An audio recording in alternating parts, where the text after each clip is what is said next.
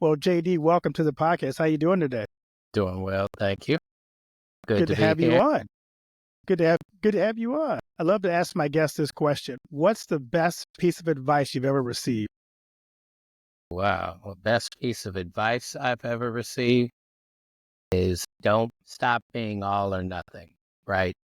If it doesn't all go your way, then there's nothing good that come out of it. And it's that kind of spoiled kid approach. See what you can get from something and how you can build from there versus just if it doesn't go your way, you start seeing only the negative things that happen.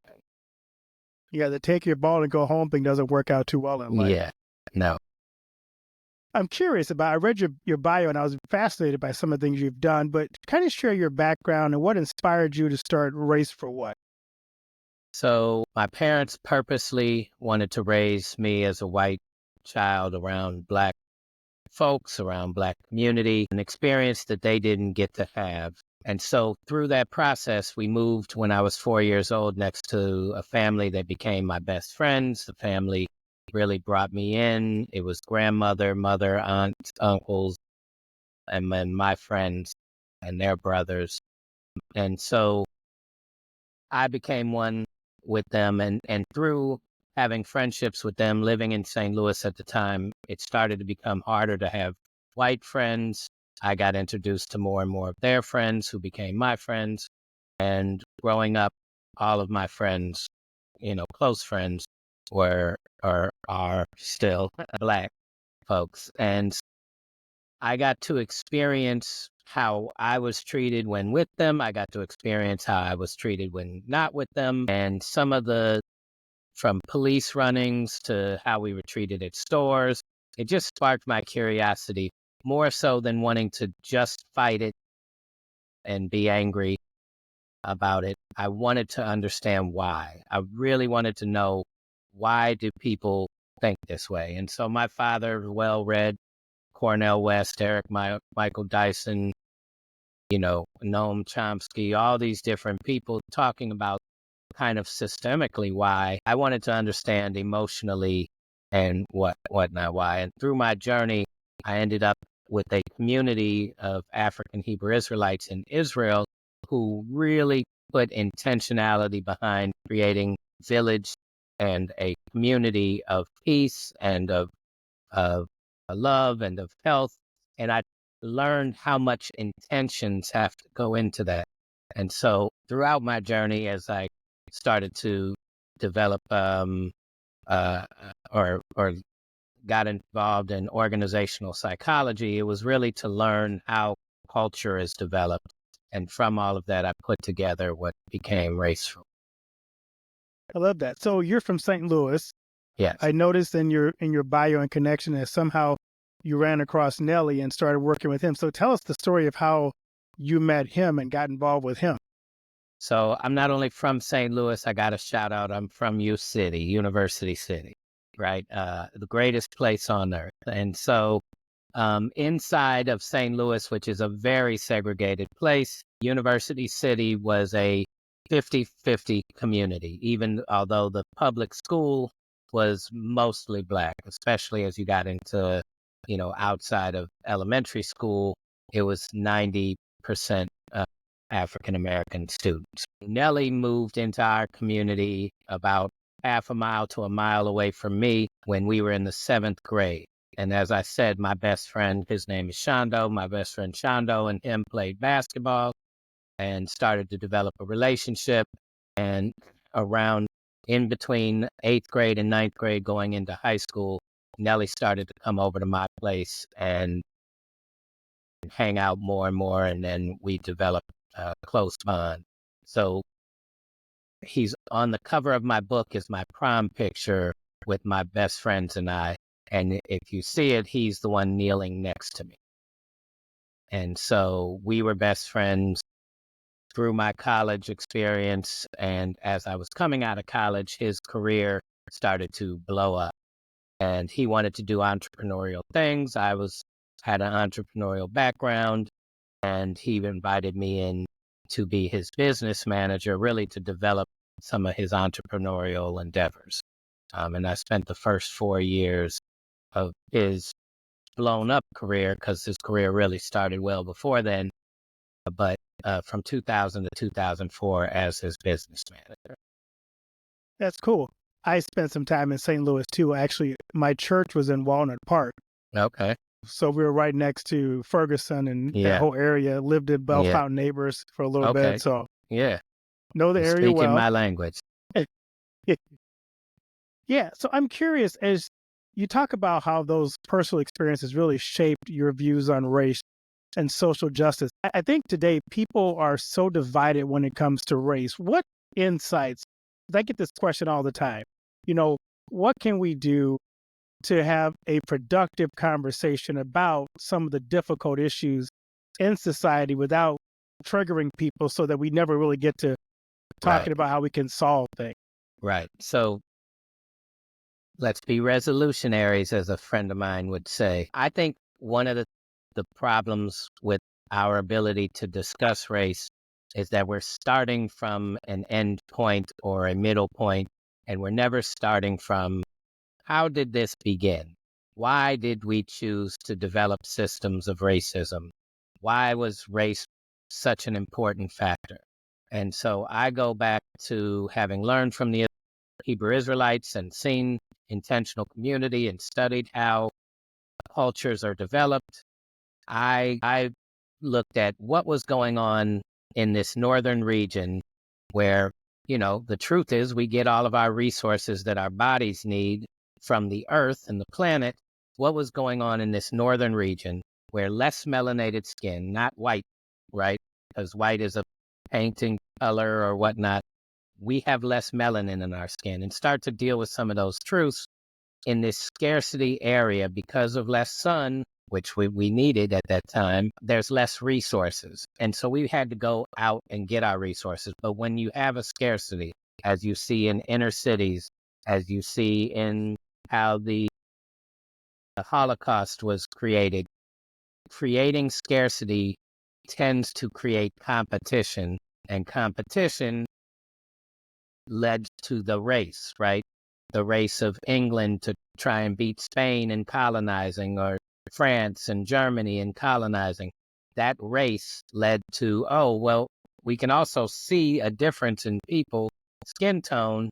We can develop a race, so to speak, of whiteness, of blackness, of brownness, and easily identify you're not like me, but we're in this competition.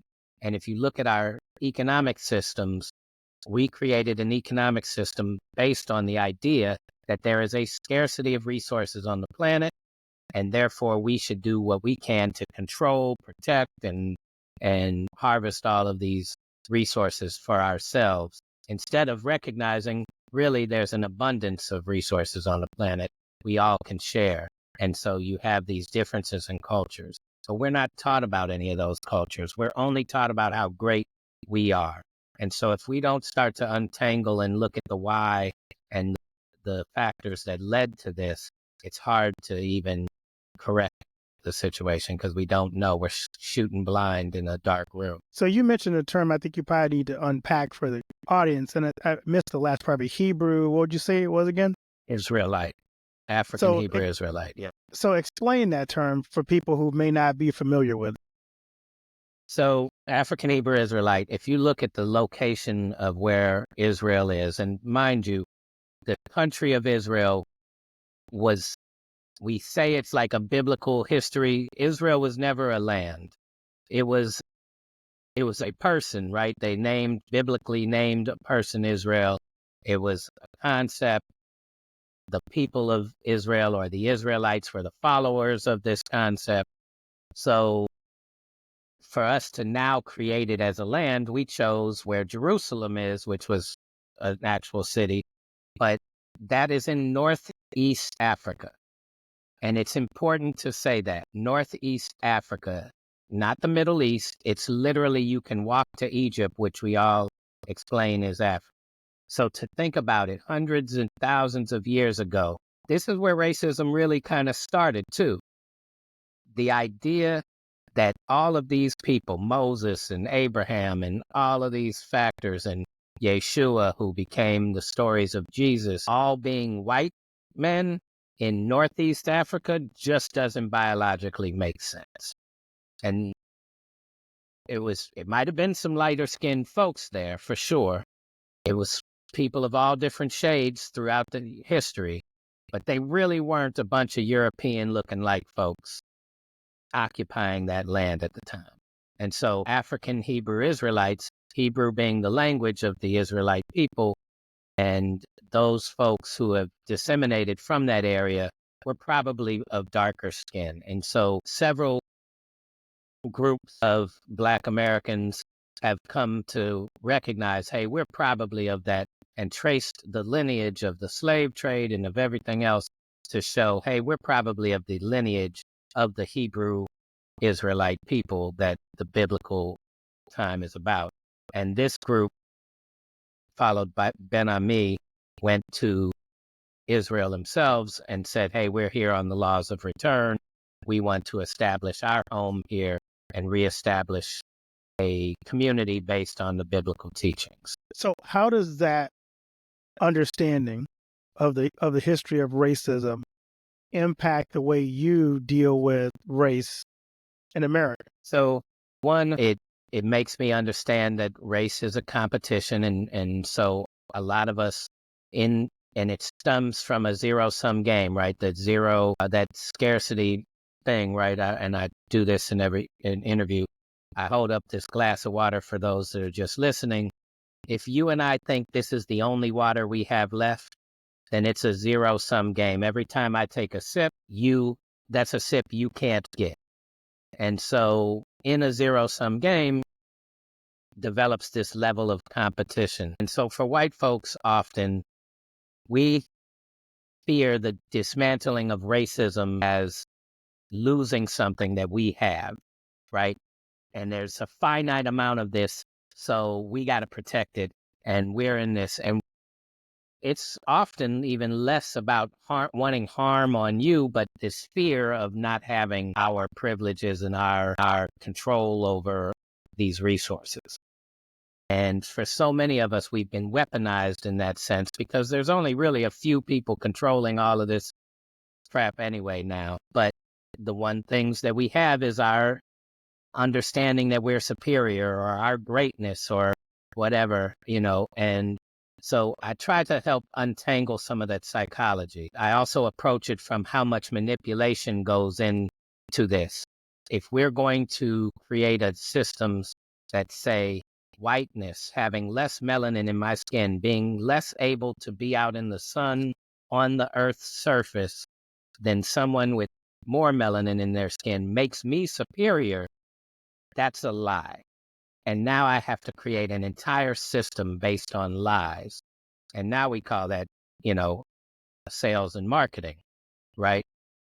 I mean, really, there's so much lying that goes on. And it doesn't have to be like a blatant lie that, no, I have more melanin than you, Keith. That's a blatant lie. But to not even talk about so much of our lies is really on what we don't learn and what we don't know that harms us, that I'm trying to help untangle some of these things. And that's been my approach. How can we start to untangle it? I don't want to just fight somebody because they're a racist. I want them to see that they and I share certain aspects of life. We all want food. We all want shelter. We're concerned about our family. We want proper education. We want these certain things. We want opportunities. We want to enjoy sports. We want to, whatever it is where we can connect. And as you start to connect with me as a human, naturally they become more uncomfortable being hateful because I'm going to introduce you to Black folks. Whether it's through me and my behaviors and the welcoming that I receive from Black folks and just my ability to share things in different folk, or I'm going to literally introduce you to Black folks because they're around me so much, right? And so as that starts to happen with the experiences, we'll start to, be able to dismantle some of this. And that's what the younger generation is already doing naturally. It's natural. It's been an ongoing process. There's been more parents like mine now that raise their children in communities that are more I want to go back to something you said because I think there's a lot there, but I think I want to hone in on this one point. When I look at what's happening in our society, in our world, scarcity is a huge part of the fear factor that we're all dealing with. Right. Um, and I don't think we think about that enough. And you said something I think is really important, especially me being a Christian. I come from the perspective that God gives us abundance. We have more than we need.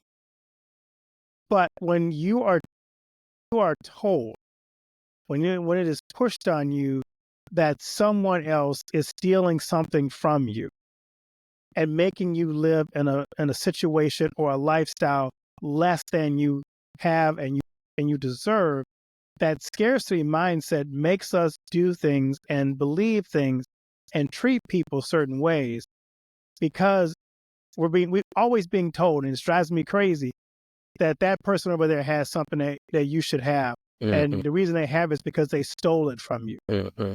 And you should hate them because they stole it from you. And we have this back and forth all the time with that person took something that belongs to you. You have every right to go get it back. I'm just curious.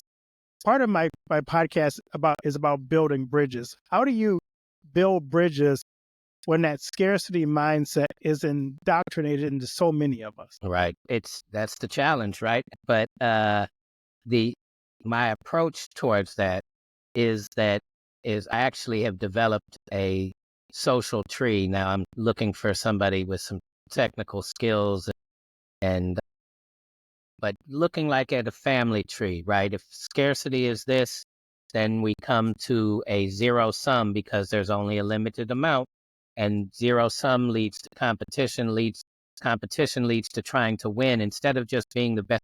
And when we use this idea of competition in everything, oh, we need more competition. That's going to help, share the resource. No, it's not. It's literally the same mind doing the same thing, hoping for a different result.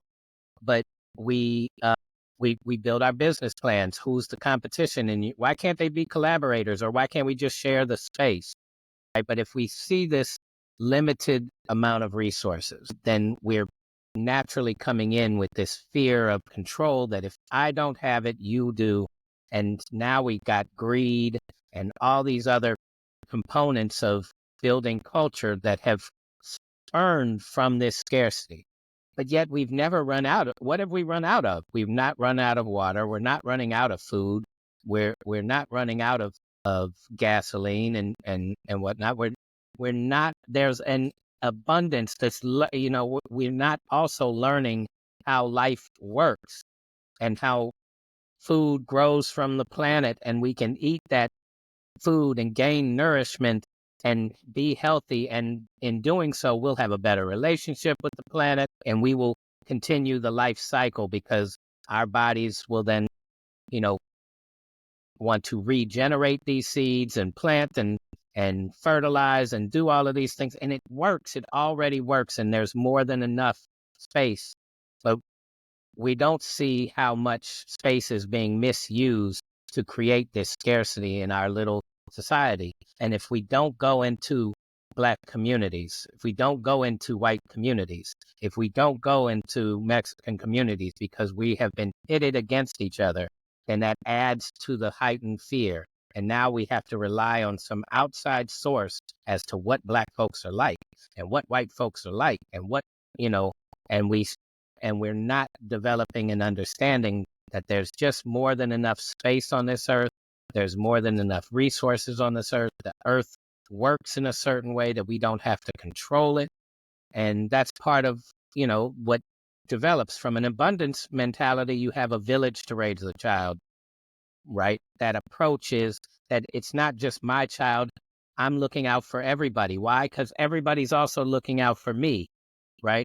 And so trying to shift that mentality when I go into classrooms and I say, what if every decision you made, you thought about everybody else in the classroom? Well, in our society, that sounds like a very stressful thing. Now I got to be worried about all of them. I've only been taught to worry about myself because of this zero sum mentality. But it doesn't seem so stressful when you think that all of the people in the classroom are also thinking about what's best for me. Now I got support and right. And so it's just a shifting in approach that needs to occur. And we have to kind of untangle and go back to the sources of what's causing these. I don't want white to be bad, even though there's been a lot of manipulative, controlling things around white culture. Doesn't mean my skin makes me a bad person. It means our practices are not good. And we can change those. Those things can be changed. And we can gain understanding and gain appreciation and start to actually be connected to one another and not see each other as competition, because that's a divisive thing. Right? We talk about how divided we are. It's been natural occurrence. So you have what looks like audacious goals for race for what? How do you measure success as you try to kind of unpack what you're trying to communicate to people and kind of give us the purpose of race for what? What's your ultimate hope in what you're doing? How do I measure success? I don't know, because I haven't seen enough of it yet to really know what I'm looking for, other than the feedback that I get, especially from younger generations, who I'm targeting sort of that college age, and it doesn't have to be in college, but you're becoming an adult. What do you want to be as an adult, right?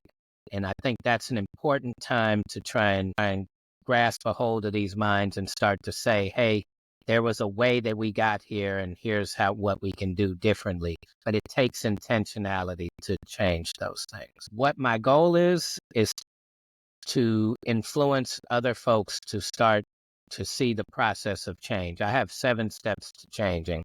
The 7th step is manifesting humanity. The first step is don't take a step. Let's seek some understanding, that like we're doing now, of how did we get here? Why are we behaving in this manner? Why is our culture set up this way? Why are other cultures set up in the way that they are set up? So let's seek understanding with a level of curiosity, not a level of how can I control and manipulate that. And so if we can start to change the approach, then we go through the 7 steps, and I'll just run them real quick. Acknowledging the harm of our culture, letting go of this control and competition, or power and privileges, and the fears of change, letting go of all of those things. And if we let go, we create more room for our curiosity. We can appreciate the value of others. And if we can appreciate the value of others, step 5 is repairing the harm. It comes with a value and not just a cost to repairing the harm. And then once we're starting that real healing process, now we have to learn how, from a new mind, so we don't keep doing the same thing over and over again, hoping for different results. We start to learn from a different people. How do we build towards this step 7 of humanity? I like your steps. I'm thinking I've done a lot of work in race in my own sphere of life. Mm-hmm. The first step is the hardest. Yeah. Nobody wants to talk about how we got here. Right. Nobody wants to acknowledge the harm. Mm-hmm. Because in acknowledging how we got here, we have to deal with the fact that some unpleasant things happen to get us here. Mm-hmm. And usually what I hear people say is, I don't want to deal with that guilt of the past. Right. Which means you never get to acknowledging the harm that was caused, right, because of what happened in the past. And that's cancel culture. Like, let's be clear about that, right? That's Exactly. Cancel culture as well. Yeah. So as I work through this myself with people, I tell them you have to be willing to hear difficult conversations. Mm-hmm. You have to be willing to sit in other people's pain. Mm-hmm. And as uncomfortable as it might be for you to sit in that pain, you need to sit there. Yeah. You need to hear the stories. Now, everybody's story is not the same. Mm-hmm. Everybody's not impacted the same way. Like you just talked about. When you're in one neighborhood, you may never experience what it's like when you leave that group of people. Mm-hmm. But all of a sudden you leave that group of people and it's like, whoa, this is a whole nother circumstance here that I wasn't anticipating. Right. So I know people who say, I grew up in so-and-so place and the people of color or the white people in that community never got treated this way. You're making all this up. It's like, no, that's your context. And Oh, it may be true in your right. context. That does not mean it's not true in someone else's context. Mm. Um, so are you willing to sit and listen to people's experience and empathize with that? Because you need to hear that to understand the greater picture. And I like something else you said. We are allowing outside forces to keep us separated and keep us fighting over the scraps Mm. while the king is eating at a fat table with a big banquet. Mhm. And and we see the king and we're angry at the king because the king has so much and we have so little. So all of that plays into what we are trying to deal with in our culture that divides us, and we don't even see sometimes what we're fighting. So how do you help people begin to break down those things that are separating us to say, if we think about each other and what the bigger picture of us together, how do you move them to those? Because I think those 7 steps are really good. How do we get back to humanity? Because what I see so often in our society is we don't see the other side as human. Right. And if you're not human, I can treat you or ignore you as much as I like to because I don't see you as really a human. Right. And that comes back to this whole competition. And then that's an easier way of looking at and justifying, right? So one, when we start to colonize hundreds of years ago, we're really first seeking resources. We're seeking herbs from India. We're seeking resources from Africa. We're seeking these resources that we need for ourselves. Have you ever wanted something so badly and thought you knew how to get it? You didn't even recognize there was another way to get it, right? So to me, we approached it like someone was willing to share with us. And there's proof of written from colonizers, Christopher Columbus being one of them, that said they were willing to share. And we're like, no, give it to me, snatch it, gotta control it, right? And that becomes an approach issue, right? One approach is there's more than enough. There, let's all enjoy this. It's a very enjoyable approach. The other is a very scared thing. I don't have that, you do. Zero sum, I gotta get it. And now I'm seeing you as competition instead of as humans, instead of as somebody, right? Also, this bully mentality of trying to be better than somebody. What is it in us? Why don't and this goes back to how difficult this conversation is.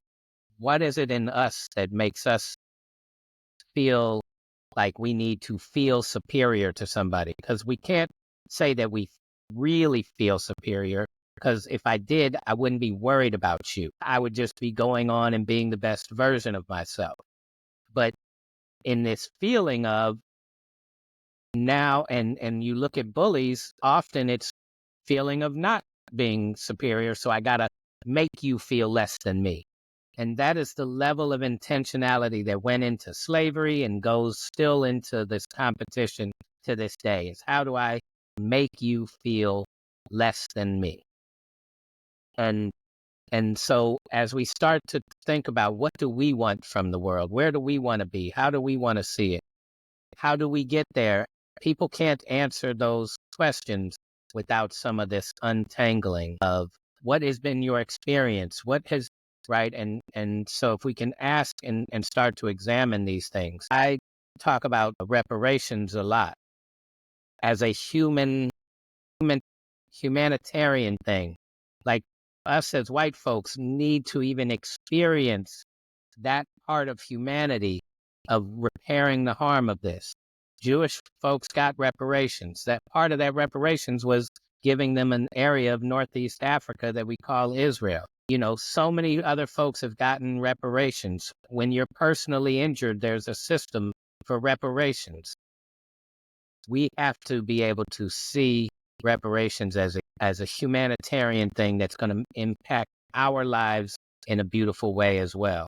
I have a deep dive into that as a physical injury and whatnot. So I How we just would, saw that California had that as an issue on the docket, yeah, and I saw it got buried. I also saw it's a I, very controversial topic. mhm, Because there are people who go that would bankrupt them. the country. hmm Which Um, isn't true and because we're scarce. yeah, and there are people who go, there's so much hurt. Where would it stop? And how do you Mm. determine who really was injured by the original offense? Mm. So it's a very controversial topic, It and is I an had amazing approach to that topic because we were so wrong that nobody wants to go into how wrong we were. We were so wrong that we feel afraid of repairing often because we're afraid of retribution and revenge. And that admits, though, that we're wrong, but yet we want to get repairing it just right before we'll even go forward and do the repairing it. What happens if we over repair and overcompensate? What goes wrong? What's so right? And so we make our own money. So this idea, we also make value out of nothing. Oh, your appraisal of your house went up.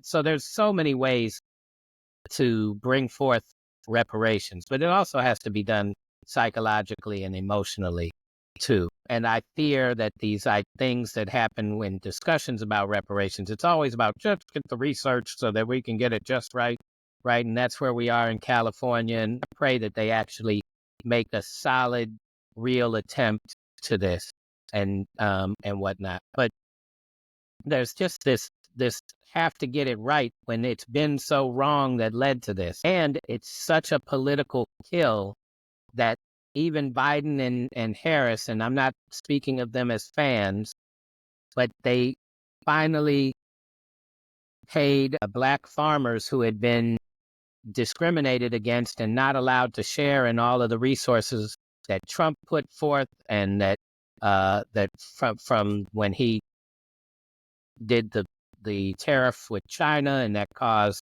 such farmers to lose so much money.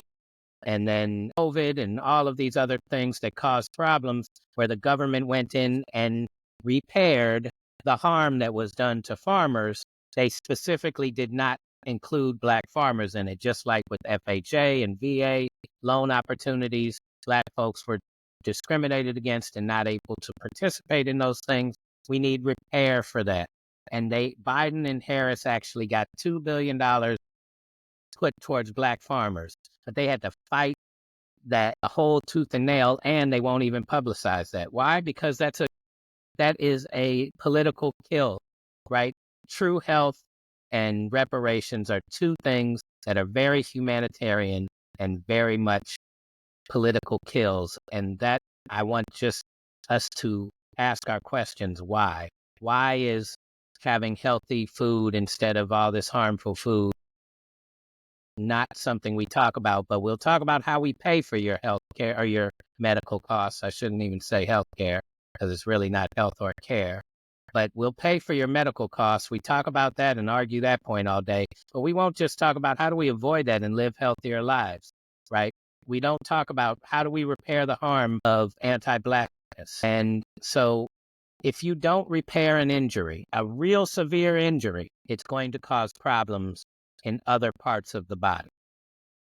If you ignore it, if you try and overcompensate for it in other ways, you cause problems for other parts of the body.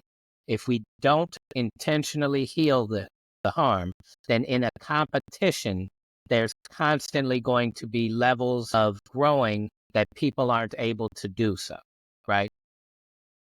We have people in wheelchairs, we create accessibility for those. It's an accessibility to an opportunity. If we don't create accessibility to opportunities and repair the harm, we're just constantly heaping on folks to pull themselves up by bootstraps on boots they don't even have. And that whole construct, right? If you see me get injured, I would hope that you would help me, even if you didn't do it. And that's our thing. I didn't do it. We didn't do it. That was too long ago. We didn't do it. Well, if you never healed it and you're not the ones that does it, when you get run off the road, aren't you going to want somebody to call an ambulance? Aren't you going to want the ambulance driver to say, oh, I'm here to help, not, I didn't do it. Don't call me, right? Like, we need to participate together. And there's so much that goes into it. When you see somebody who's been injured, you care naturally about them recovering. Even if you're not a part of it, you're like, hey, call me, keep me up to date. Hey, how's that going? How's it coming along? There's a natural humanity in that. We have to be able to see that in this sort of anti-Black racism that we've been living with. That was great. I'm going to let that hang out there for people to chew on. I'm not going to, because I think it's one of those topics that you never can really get people to understand the depth of the Black community. And a lot of people make excuses for this community should just pick itself by its own bootstraps. But you don't provide the community with quality education, quality healthcare, quality food. But somehow you blame the community for not rising to a level that it could rise to. You're controlling that. And when they do, let's be clear, when they have, we have bombed them, burned their villages down. We have burned their churches down. We have taken away so much for no reason, not because in these villages they're creating weapons to come and attack us. There's no proof of any mass destruction in retaliation to all of the harm that we've done. We've built our wealth, so much of our wealth, on VHA loans and VH loans and FHA loans, and so many opportunities that we've created to create wealth for ourselves that Black folks weren't allowed to be a part of. At some point, we have to recognize that anti-Blackness means that our approach to anything positive means they get it last. And our approach to any healing or to anything punishable or negative, they get it first, right? Policing is pointed towards Black communities. Creating scarcity is pointed towards Black communities. Sharing in the resources that we have in this monetary system where we make our own money and value, we've given more value to our own lives than to everybody's life equally. There's just not enough proof for white folks to feel like Black folks have it to be able to pull themselves up by their bootstraps. We just control everything. So because we don't understand and we're never going to learn about it unless we take our own initiative to do so, we're just being weaponized in that manner. I think what's hard when I talk to people about the topic, and again, I don't have the solutions. I just see the problems. Because I've spent my ministry started out in Detroit, Michigan. Then I went to St. Louis, Missouri. Then I was in Milwaukee, Wisconsin. Same cities over and over again. Yeah, same cities over and over again. And what I don't think people understand is there is such a heavy lift to get out of those situations, those dire situations, that if you're serving in those communities, you don't even know where to start because there's so much brokenness, there's so much pain, there's so much hurt, and there's this cycle where you can't get out of it. If you take a step forward with housing, you take 2 steps back with crime. Or if you take a step forward with crime, you take 2 steps back with education. The opportunities just aren't there.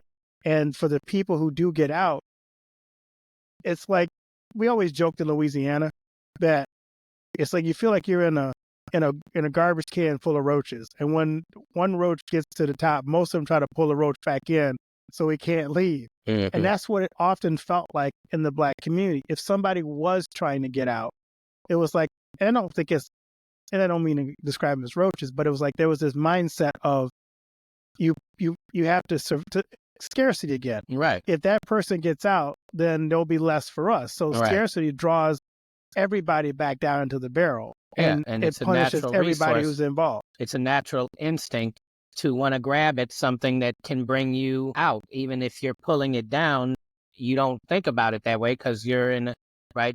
If your needs aren't being met, you're not concerned about all of those things. But 2, the barrel or the trash can is truly not the roach's natural habitat. And we don't acknowledge that. We talk about crabs in the barrel. The barrel is not the crab's natural habitat. We've created a scarcity barrel And now we're saying, look at how they act like crabs in a barrel. Of course they do. It could be possums in a barrel. It could be anything in a barrel. The barrel is not a natural habitat. It's a controlled habitat. And so it's this idea of control and manipulation of life that we have to start to let go of. There was something else, this organization called the East West Gateway here in St. Louis one time presented like an overall outlook on all the economic factors of St. Louis. Every year they have this year-ending thing. And I got a chance to go one year. And they presented how in healthcare there's been these improvements, although there's still this disparity. In education, there's been these factors, although there's this disparity between Black and white folks. In financial, in home ownership, in all of these aspects, these are the things that are happening, and there's this disparity. And we have this great location where so much transportation goes through St. Louis. We need to look at how can we take advantage of that and build from there. And so then they asked us all to speak. And at the end, I just was like, look, you guys keep saying there's this disparity and you don't know what to do with it. It's called reparations. It's called repairing it. It's just called taking some intentionality behind that.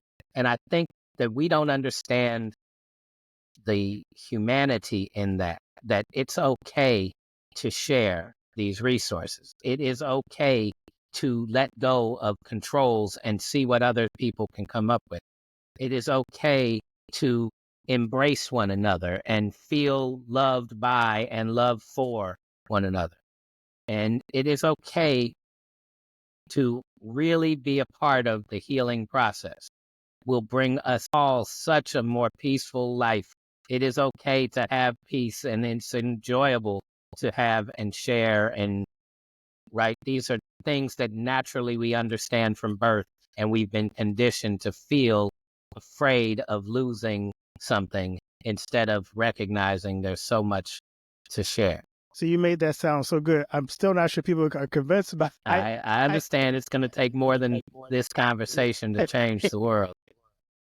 And honestly, I'm not sure where I stand on it either. Being an African American, I see both sides of it, but I also get that there's something is missing in those communities, and I'm not sure what that is to bring the levels up. So I agree that something needs to be done. I'm just not sure what that something is. So we agree that there needs to be something. I'm just not sure what it is. Well, we need to let go of the grip. Right, exactly. And then see. Let's just see if we're right. Right. So I'm curious, as you think about how you engage with communities to foster understanding and collaboration, because I think that's one thing that we start out this conversation with, is if we begin to look at collaboration, even in the communities, inside those places that are under-resourced and those that aren't, what does that look like in the work that you do? It's about, one, asking questions. When someone is steadfast on their knowledge of something, do you really know it? Have you experienced that? Where is that coming from? But also start to encourage much more of the building the gaps. What are you basing this off of? And a lot of times we're basing it off of somebody else's experience, or what we feel in the news is reporting to us, or what we've seen online, not knowing the algorithms are set up to keep supporting the same message. What are we experiencing? Because I can tell you from my experience, Black communities have been the most welcoming community. Indigenous cultures are very welcoming cultures, right? And so how we share those things, start to look for proof that Black folks are so dangerous. Start to look for proof that these experiences exist, and then start to dismantle and maybe make us a little less afraid of going into them, right? We got to dismantle this fear that Black folks are trying to harm us the way that we've harmed them, because there's no proof of that, right? and start to just recognize, like, let's be curious and let's go share in these things. Let's start to recognize how much control is being made by the few, and that's not benefiting any of us. How do we build bridges? Is through experiences. And I think that it's happening much more on a younger generational thing, but we need to also continue to guide that as best we can. And it takes, hopefully it's not the blind leading the blind, but it's us becoming more curious about other cultures. And learning more and starting to dismantle this ideas that we already have. You're not working in the easiest settings. So how do you stay motivated and resilient in the face of setback and resistance? The resilience comes from it doesn't change unless we change it, right? The going to the biblical understandings that I learned from the Hebrew Israelites, God is the creator, and the spirit of creativity is that we, right? One thing that we have an abundance of is the ability to create. Our cells in our body are recreating themselves. Our imagination can be creative. We created these screens that you and I are sharing right now, computers, microphones, headphones, shirts, all of this was created. And so can we create a level of peace and an enjoyable community. So that keeps me motivated, and that it doesn't change unless we actually intentionally try to change it. And it's an enjoyable, once you kind of break through some of that pain, right? Going back to the repair process, when you're injured and you have to rehabilitate, it is painful. Even when you strengthen, even if you're not injured, when you strengthen and you're lifting weights, and it becomes painful. There is pain in the healing process, and we can't be afraid of that pain, because when it's healed or when we are stronger, we're in such a more enjoyable place, right? We get so much more done. And really, once the ball starts to be motivated in that direction, it becomes easier and easier and easier. But I've seen the joy. I've seen and experienced and tasted wonderful, watermelon and apples and grapes and whatnot from lands that haven't been tarnished the way we have. And just enjoying that moment with other people, there's not a greater feeling for me. And that's what I want others to experience. So I love to ask my guests this question. What do you want your legacy to be? What do I want my legacy to be? That he was an example of the things that he spoke of. That's basically it. I mean, when I do something small, I try and take consideration for others. And I think that we can say these things all day long, but that's part of the trickery of the sales and marketing of this country, is we hear so much about, oh, what the promises are we're going to do. We just need to live those things out. Be who you want others to be. And I want to, as best I can, be a reflection of that. And, I'm not always that way. I've asked for forgiveness from folks, and I probably still will when I get irritated or, stub my toe and then start cussing out the person who's in the room near me, who's asking me what's wrong. These things happen. Like, we need to be able to work through this. And so my legacy, I just want to be known as someone who did his best to live the words that he speaks. This is great. As we wrap up our conversation, what do you want to leave with the audience as a key takeaway from our discussion today? That going through this life from a competitive nature often makes us focus our time positioning ourselves for the victory, positioning ourselves for controlling certain outcomes, positioning ourselves. And what that does is it stops us from just being the best version of ourselves.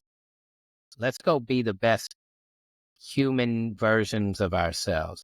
Let's take our time to just get back to some simple truths about the planet, about how life works, about interacting with one another, and let's start to just go be the best version of ourselves and see what can come from that. We don't have to fight the system. The system is structured to fight and win.